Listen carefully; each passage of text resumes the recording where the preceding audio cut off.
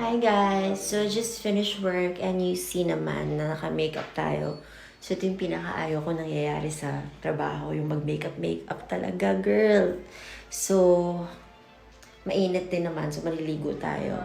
And I'll show you my skincare routine kung paano ko napapanatili na kahit laging naka-makeup, no pores pa rin yung skin, glowing pa din, poreless, and acne-free. So, let's go.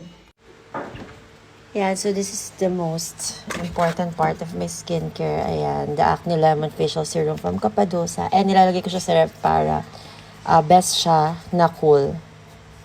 Ayan, so nilalagay ko sa ref tong Acne Lemon Facial Serum ko kasi it's best na malamig siya para makip yung ingredients na fresh.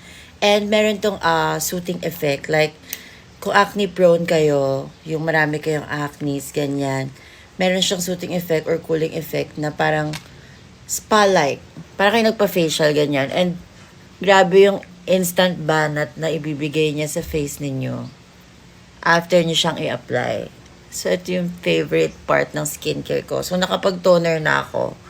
And hindi ako mag-apply ng kahit anong cream kasi nga, guys, ang init.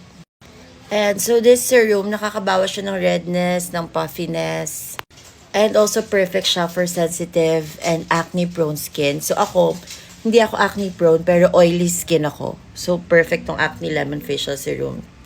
So lagay nyo lang siya sa ref. Hindi naman siya magko-consume ng space doon. And grabe, mas masarap siyang gamitin kapag malamig. Ayan. So after nyo siyang i-apply, like, alam niyo yung para kayo nagpa-facial kasi sobrang balat yung face ninyo. And mararamdaman nyo talaga na, tingnan nyo naman, no? Grabe. Ang sarap niyang gamitin sa face. So, wala tayong cream na today. And hindi na rin ako magsa-sunblock kasi hindi naman ako lalabas. Pero kailangan talaga. Pero yung lagkit kasi hindi kinakaya. So, ito lang. And malamig kasi siya, kaya okay lang siya sa face ko. So, yun. Try nyo this one. I'll lalagay ko yung link sa yellow basket or sa comment section para makapag-order kayo ng Capadosa Acne Lemon Facial Serum. So, love it.